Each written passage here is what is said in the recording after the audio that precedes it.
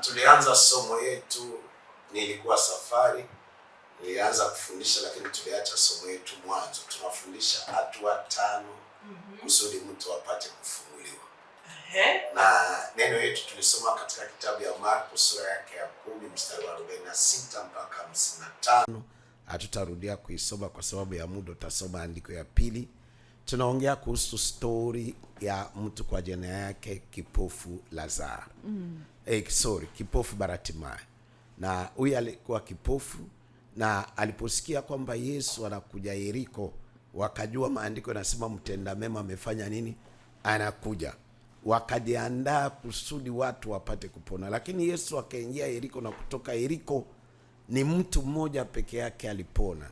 Na kwa nini huyu peke yake ndio alipata kufunguliwa? Na nataka kwa mafundisho ya leo unaenda kutusikiliza, nataka Bwana akufungue. Inaweza kuwezekana vifungo ya kiroho, inaweza kuwezekana vifungo ya kiuchumi, inaweza kuwezekana vifungo ya kiafya, inaweza kuwezekana vifungo ya kifamilia. Na kwa nini ni Lazaro kwa nini Bartimayo alipata kuona? Nakwambia kusudi Bartimayo apate kuona, Bartimayo alifanya hatua 5. Hatua ya kwanza, Biblia inasema Bartimayo akaenda kuketi katika njia mahali Yesu atapitia. Na kama Bartimayo angeenda kukaa kwa njia Yesu atapitia, ilikuwa vigumu Yesu apate kufanya nini? Kuweza kumponya. Na tukasema hatua ya kwanza, kama unataka mbingu ikupone, Mungu akupone, Mungu ashinde kukuponya, lazima uende kukaa katika njia yeye anapitia. Sasa ni njia gani ile Yesu anapitia? Nikakwambia Yohana sura ya 14 mstari wa 6, Biblia inasema Yesu anasema mimi ni njia, kweli na uzima. Yesu mwenyewe ndio njia. Lakini jina kani sasa ni kubwa kupita majina yote ya Yesu. Yesu ana jina 32. Lakini jina la kwanza la Yesu, Biblia inasema katika kitabu ya Yohana 1:1, mwanzo alikuwa neno, neno alikuwa pamoja na Mungu, na neno alikuwa Mungu. Kwa hiyo njia Yesu anapitia kuponya watu ni watu kwenda kuketi kusikiliza neno ya nani? Ya Mungu. Biblia inasema mtasikia neno langu na neno langu litafanya nini? Nimewaponya. Biblia inasema nimetuma neno langu na kusudi neno yangu ipate kufanya nini? Kuwaponya. Kama unataka mbingu ikuponye, kama unataka Mungu akuponye, kama unataka Yesu akuponye, hatua ya kwanza mtu anahitaji kuchukua ni kwenda kuketi katika nini?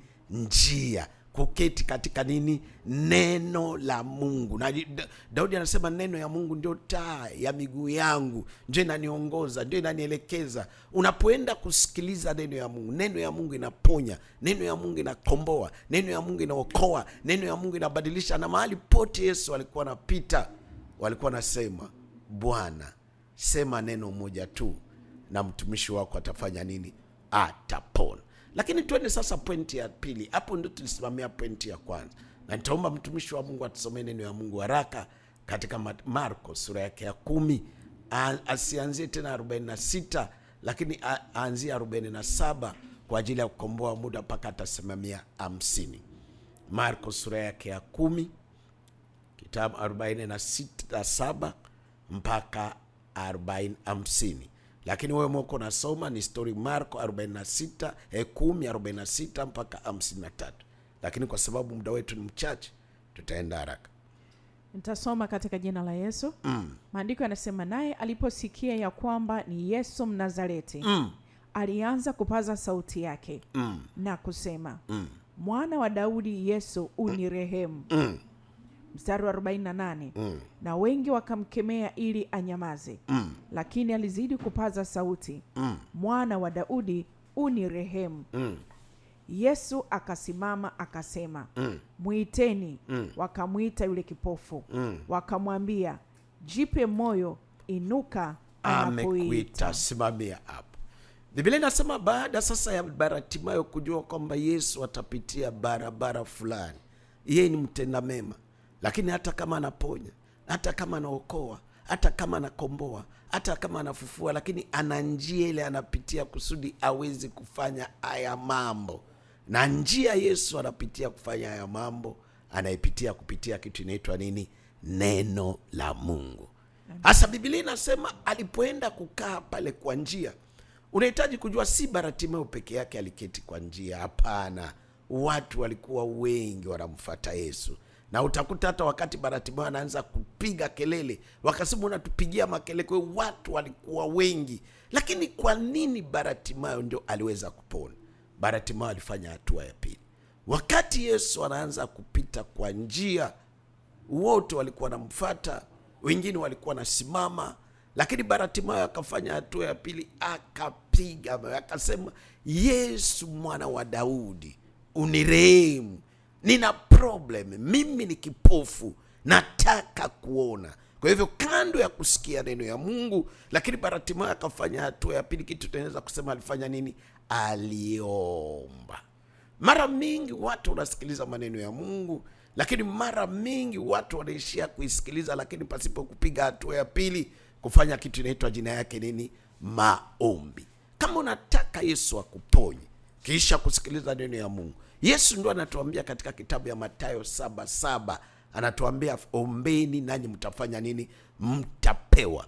Lakini kibinadamu, nisikilize, tunapokuwa hapa duniani ni rahisi kuomba baba yako pesa, ni rahisi kuomba mjomba yako pesa, ni rahisi kuomba ndugu yako kitu, lakini kitu inakuwa ngumu kuomba, inakuwa vigumu mtu kumuomba nani? Mungu. Japo tunapoomba watu, unaweza ukatoke hapa mpaka uende Arusha, unaweza ukatoke hapa mpaka uende Marekani, unaweza kutoka hapa kwenda Nairobi, unaweza kutoka hapa mpaka kwenda Kongo kwa ajili ya kwenda kumuomba nani? Mtu. Lakini huyo mtu uko naenda kumuomba, kuna vitu anaweza na vitu pia afanye nini? Awezi. Huyu mtu uko naenda kumuomba vitu pia uko na muomba naye pia anafanya nini? Anavihitaji. Lakini watu kuomba Mungu inakuwa kazi ngumu. Unakuta Mkristo anakuambia uniombee, lakini yeye mwenyewe hataki kufanya nini? Kujiombea. Japo Bartimayo alikuwa mshirika wa kawaida na akajua kabisa Yesu ana uponyaji. Na yeye ndio anasema katika Mathayo 7:7, ombeni nyanyi mtafanya nini? Mtapewa. Tusikie wakati mtu iko na problem, Biblia inatuambia nini? Wakati mtu iko na problem, katika kitabu ya Yakobo sura ya 5 mstari wake wa 13, nitaomba mtumishi wa Mungu atusomee haraka, na rafiki nitasimamia leo kwa andiko ndio nianze kupanua, nisonge niingie mbali.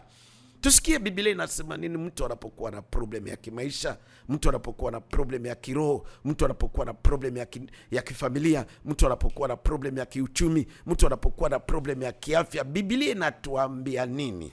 Biblia inasema. Amina, nitasoma. Neno la Mungu linasema katika kitabu cha Yakobo 5 mstari wa 13. Mtu wa kwenu amepatikana na mabaya. Mtu wa kwenu ana problem na aombe. Aombe. Ana moyo wa kuchangamka, aimbe. Na aimbe zaburi.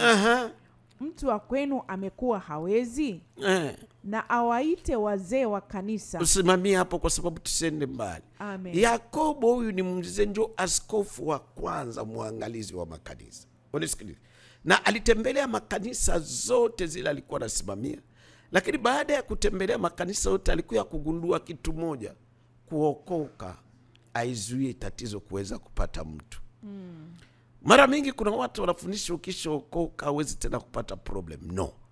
Na huyu askofu James Yakobo, baada ya kutembelea makanisa ya Jerusalem, makanisa ya Galatia, makanisa ya Efeso, makanisa ya Korinto, akakuja kugundua kwamba kuokoka kwetu akuzuie tatizo kuweza kutupata.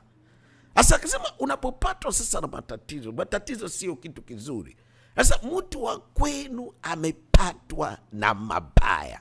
Magonjwa ni kitu mbaya, umaskini ni kitu mbaya, ugomvi kwa ndoa ni kitu mbaya, matatizo ya afya ni kitu mbaya, kupata shida kazini ni kitu mbaya. Unapopatwa na problem, Biblia inakuelekeza nini? Biblia anasema na uombe Mungu, si kuomba binadamu, lakini uombe nani? Mungu. Lakini kitu shetani anafanya, watu wana urahisi ya kuomba watu, lakini watu hawana urahisi ya kuomba nani? Mungu. Kunakuwa na ugumu sana. Unaona mtu anaweza kutoka nyumbani kwake anaenda kanisani, lakini vile ibada itaanza mwanzo mpaka mwisho, akiwa na problem zake anashindwa kuomba. Unakuta mtu kabisa hapo uko unanisikiliza uko nyumbani kwako, una matatizo ya kiafya, una matatizo ya kiuchumi, una matatizo ya kindoa, una matatizo ya kiroho, lakini uko tayari kulalamika, uko tayari kunungunika, uko tayari kujisikilia huruma, uko tayari kuelezea kila mtu, lakini hauko tayari peke yake ya kumwelezea nani? Mungu. Na kwa nini shetani anafanya hivyo? Shetani anajua kwamba Mungu anajibu kwa matatizo yetu yote, inayowezekana na isiyowezekana. Nitajaribu kukupa watu karibu 3, 4, 5 Agano la Kale, Agano Jipya, waliokuwa na matatizo na walipomuomba Mungu, matatizo possible na impossible yote ikapata majibu. Ukisoma katika Mambo ya Nyakati ya kwanza sura ya 4 mstari wa 9 mpaka 11, kuna mtu anaitwa, alizaliwa, walipomzaa tu, familia si yeye, familia, baba, mama, familia wakakubaliana kumpanga, wakamuita jina yake Jabez. Jabez maana yake kwa Kiswahili shida, mateso. Kwa hiyo walimzaa katika mateso. Na Biblia inasema mtu wa kwetu akiwa na mabaya aombe. Huyu mtoto amezalika kwa familia ya mateso. Baba na mama, babu, bibi, wote familia wakakubaliana kwamba hii familia ya mateso, sasa huyu mtoto tumezaa katika nini? Mateso. Na alikuwa kwa mateso, aliishi kwa mateso, alikula kwa mateso, alikaa kwa mateso, mpaka alipofika mtu mzima, yeye mwenyewe akaona hapana, maisha niko nayapitia si sawa. Na ningependa vile uko unanisikiliza, angalia maisha yako, ichunguze, si sawa.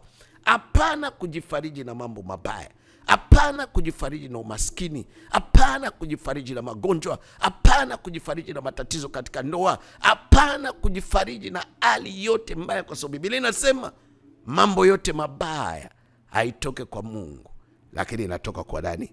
Kwa Shetani. Na huyu mtu baada ya kugundua hali yake, Biblia inasema Yabez akaomba Mungu. Na maombi ya Yabez ilikuwa 2. Alitambua hali yake. Na ningependa baada ya kunisikia, angalia hali yako. Hali yako iko ya namna gani? Ni matatizo ya kiroho? Hali yako iko namna? Bila mtu wa kwetu akipatwa na mabaya. Na Yabez, mabaya ya Yakobo ilikuwa familia. Katika taifa ya Israeli kulikuwa familia 12. Ya watoto 12 wa Yakobo. Na familia ya kabila ya kwanza ilianza kutawala taifa ya Israeli ni familia wa Benjamin. Mtu aliitwa kwa jina yake Sauli, ndio alikuwa mfalme wa kwanza wa taifa ya Israeli. Lakini hii familia ya Benjamin walipoendelea kugrow, kukapatikana babu kwa jina yake anaitwa Jonadab. Na Jonadab alikuwa anaitwa ukoo wake wa Rekabu, lakini wanatokana na familia wa Benjamin. Na huyu Jonadab akapata ufunuo. Ufunuo haitoke kwa Mungu peke yake. Kuna mafunuo yanatoka kwa Mungu, kuna mafunuo yanatoka kwa Shetani, na kuna mafunuo yanatoka kwa binadamu. Na huyu Jonadabu akapata ufunuo yake, akaita watu wake akawaambia, kusudi tuishi kwa hii nchi Mungu alitupatia kwa miaka mingi, na msilime, msipande, msijenge, muishi kwa hema, msifanye kazi yoyote, kusudi muishi kwa hii nchi miaka mingi. Japo Mungu aliwatuma kwa hiyo nchi wende wakule asali na maziwa. Mungu hakuwatuma kwa hiyo nchi wende wapate ngombe na mizinga ya nyuki. Kwa hiyo Mungu alipowaambia na wapeleka katika nchi mtakula asali na maziwa, kwa lugha nyingine Mungu alikuwa anawaambia mtapoenda kwa hiyo nchi mwende na ngombe, na mtapofika kwa hiyo nchi mtengeneze mizinga ya nini? Ya asali na maziwa. Kwa hiyo aliwatuma waende kwa hiyo nchi wafanye kazi. Lakini babu yao Jonadab akapata ufunuo tofauti na neno ya Mungu. Na ufunuo wote tofauti ya neno ya Mungu ni ufunuo wa kishetani. Akawaambia wasifanye kazi yoyote. Na walipojikuta sasa wafanye kazi yoyote, ndio hiyo familia iliyokuwa familia ya kwanza ya kifalme wa umoja wakatokea kuwa maskini ya kupindukia. Na mpaka leo ukienda katika taifa ya Israeli, Warekabu wanapatikana Tel Aviv, na Warekabu wanapatikana Jerusalem. Ni watu hawasome, maisha yao kuna shida kwa sababu hawafanye kazi yote. Sasa Jabez anazaliwa kwa familia kama ina, ndio wanampanga shida. Lakini kitu napenda kwa Jabez, akurizika na hiyo tatizo. Kitu napenda kwa Jabez, akulalamika na hiyo tatizo. Kitu napenda kwa Jabez, akukimbilia kwenda naomba watu, lakini akaenda kumuomba Mungu kama vile neno ya Mungu inasema katika kitabu ya Yakobo 5:13. Biblia inasema mtu wa kwetu akiwa na mabaya aombe. Ni mabaya, umaskini ni ubaya, Magonjwa ni mabaya, ukosefu wa kazi ni ubaya, ugomvi kwa ndoa ni ubaya, kukosa mke, kukosa mume ni ubaya. Aombe. Na Jabesi akafanya maombi 2. Akamwambia Bwana, kama utanibariki. Ukisikia mtu iko naomba kubarikiwa ni mtu hana kitu chochote. Kwa hiyo hana kitu chochote, iko zero. Akamwambia Bwana, kama utanibariki. Number 2, ukisha nibariki upita hatua ya pili, sipende kukwamia kubarikiwa. Kama utapanua mipaka yangu. Basi Biblia inasema alipoomba ya maombi 2, Mungu akajibu maombi ya Yabesi. Na ukurudia mstari wa 9 hapo mwanzo, kwa sababu Mungu alijibu maombi ya Yabesi. Yabesi akakuwa mtu mwenye anaheshimika kwa familia yake yote, kwa sababu ndugu zake wote wako maskini, hawana chochote, hawafanye chochote. Lakini Yabesi alipoomba, kwa alifanya kazi, na maombi yake Mungu akajibiwa, akabarikiwa, akapanuka. Na mimi nakuja hapa jioni ya leo, inawezekana wewe unatokana na ugonjwa, inawezekana wewe una matatizo ya afya, inawezekana wewe una matatizo ya kiuchumi kama vile Yabesi alikuwa nao, inawezekana una matatizo ya kiutumishi, umeanza kazi ya Mungu kwa muda mrefu lakini usonge mbele. Lakini Biblia inasema njia rahisi tu na tumuombe Mungu. Nianze kukuambia nani? Esther wakati wa Mordekai na Haman alifanya juu chini mfalme apende kuangamiza taifa nzima ya Wayahudi. Waebrania wote walikuwa katika nchi ya kigeni. Na Mordekai akaenda kwa mfalme amerarua mavazi. Na Esther alipoona akamtumia ujumbe, akamwambia, akamtumia mavazi. Mordekai katika vaa akamwambia shida ni nini? Akasema amri imetolewa, tutauawa sisi wote. Na unaona vile ndoa yako iko nakufa, unaona vile kazi yako iko inakufa, unaona vile biashara yako inakufa, unaona vile uchumba wako inakufa, lakini unanungunika, unalalamika, unakata tamaa, au chukue hatua yote. Na Mordekai akamwambia Esther ende kuwaongelea kwa mfalme. Lakini kulikuwa amri, mwanamke wa mfalme hakuwa anaenda kwa mfalme vile anataka, mpaka mfalme amruhusu. Na akijitokeza bila mfalme kumruhusu, kama mfalme hatampatia pete, atauawa hapo hapo. Esther akamtumia Mordekai ujumbe, akamwambia hakuna namna, wewe peke unajua sheria. Lakini Mordekai akamwambia nani anajua kama kwa wakati kama hii ndio Mungu aliruhusu ukwe kwa wakati hapo. Na Biblia inasema Esther akamtumia Mordekai ujumbe, pali amwambie kitu, akamwambia tu ambia watu wote wa Israeli, Wayahudi wote, Waebrania wote, mahali pote wanapatikana, siku 3 bila kula bila kunywa, tuombe Mungu. Na Mungu huyu wa mbinguni ananiwezesha kupata kibali. Na kama sitapata kibali kama kufa, mimi tayari kufa.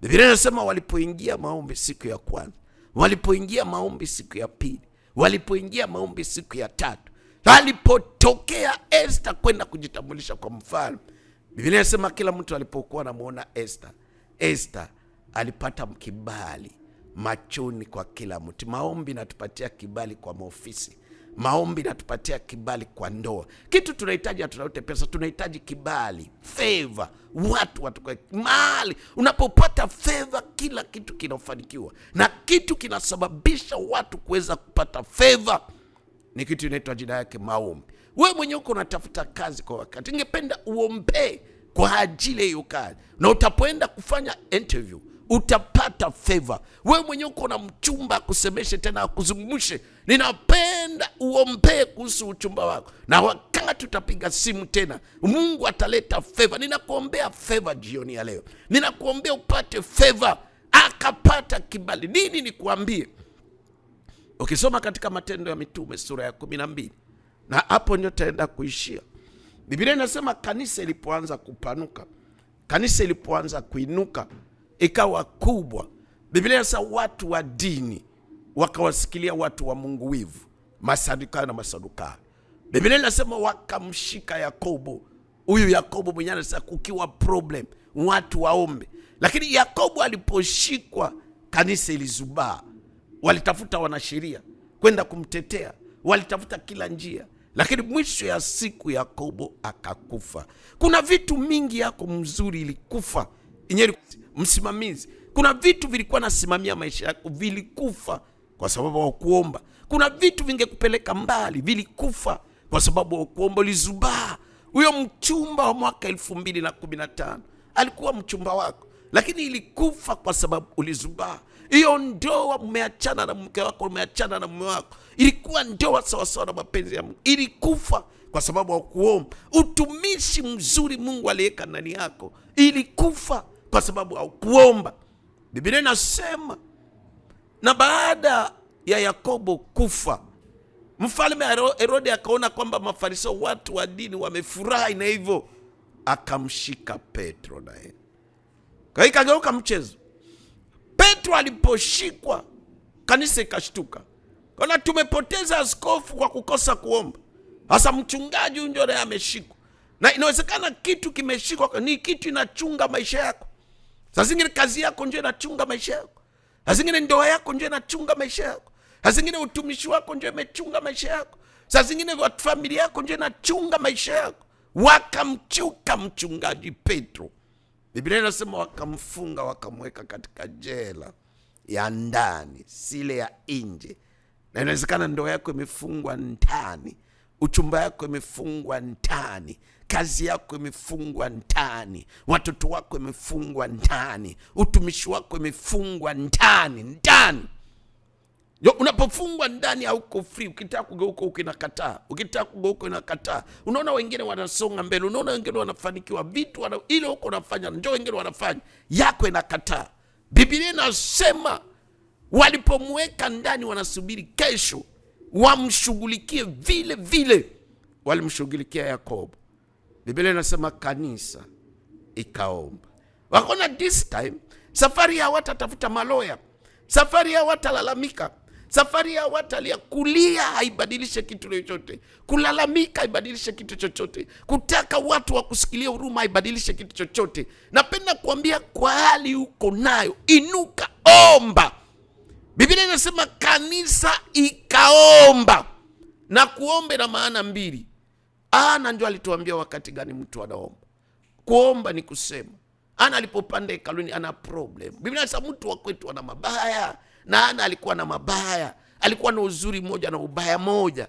Uzuri wa kwanza alikuwa ameolewa, tunasema jina ya Bwana ibarikiwe. Lakini ubaya wa pili, alikuwa kwa ndoa miaka nenda miaka rudi azae, na mume akamwoa mke wa pili kwa jina yake Penina, na huyu mwanamke akaanza kumtupia maneno ya kumzi yake, ya kumdharau, na ilikuwa uchungu sana.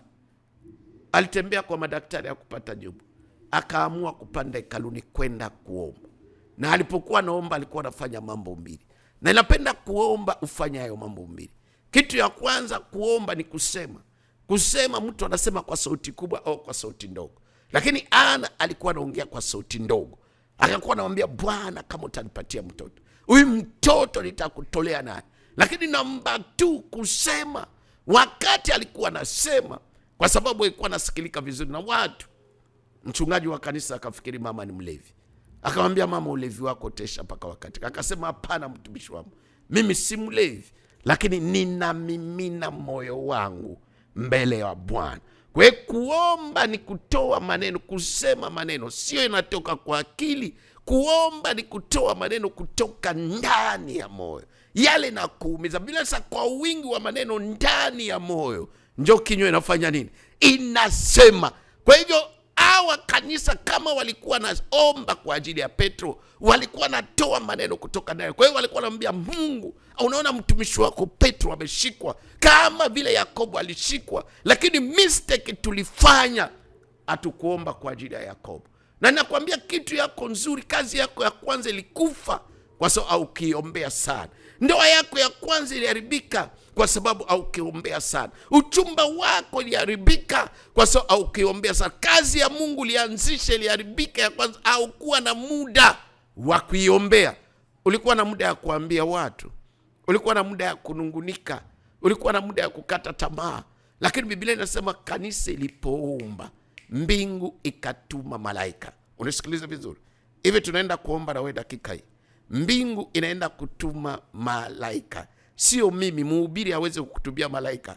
Kwa sababu malaika si watumishi wa Mungu, lakini malaika ni watumishi wa Mungu. Mbingu itakutumia malaika kukufungua, kukutoa katika hiyo vifungu. Nini napenda kukuambia? Aliye na maombi anazidi mtu aliye na pesa.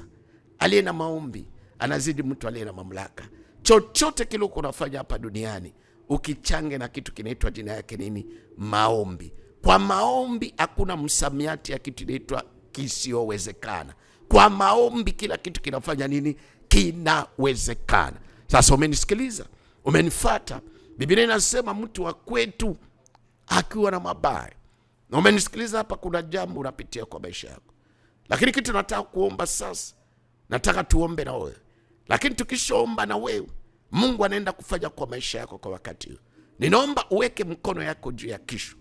Inawezekana uko na matatizo ya afya, eka mikono yako miwili juu ya kichwa. Inawezekana uko na matatizo ya kikazi, shika mikono yako miwili weka kwa ubavu. Inawezekana uko na matatizo ya ndoa, eka mikono yako mbili kwa mbavu. Inawezekana uko na matatizo ya kiafya, eka mikono yako kwa kichwa. Na inawezekana uko na matatizo ya kiuchumi, unganisha mikono yako yote kwa kifua. Ninaenda kuomba na Baba, katika jina la Yesu Kristo, tunakubariki, tunakutukuza kwa sababu wewe ni Bwana. Watu wako wamesikia neno lako. Biblia inasema tutasikia neno lako na neno lako litatuponya. Na Bwana unasema na sisi kwa ajili ya maombi. Baba, ninaenda kumuombea mama huyu. Baba, ninaenda kumuombea baba huyu. Baba, ninaenda kumuombea binti huyu. Baba, ninaenda kumuombea ndugu huyu mvulana na watoto wetu. Wale wote wanapitia magonjwa, matatizo ya aina mbalimbali. Ninaamrisha Baba ipate kuachilia katika jina la Yesu. Ninaachilia roho wa uponyaji atembee sasa. Ninaachilia roho wa uponyaji atembee sasa. Waguse, wakutane, watembelee, waponye katika jina la Yesu. Baba, tunataka kusikia watu wako wakishuhudia na kutangaza wema wako. Asante kwa kuwaponya. Katika jina la Yesu tunaomba na kuamini. Amen. Naitwa Dr. Frank Biela Paul, mtumishi wa Mungu. Kanisa yetu iko pale Mbezi Beach Makonde na inaitwa Community Fellowship. Na namba yetu ya simu kama unapenda kutupata 0749904466. Hiyo ni namba moja. Na namba ya pili 0655077247. Napatikana ofisini kila siku pale kanisani kupokea watu walio na matatizo mbalimbali kwa maombi na kwa ushuhuda. Karibu sana, napatikana ofisini kuanzia Jumatatu mpaka Ijumaa. Mungu akubariki na Mungu akushangaze. Kupitia jina la Yesu tunaomba na kuamini. Amen.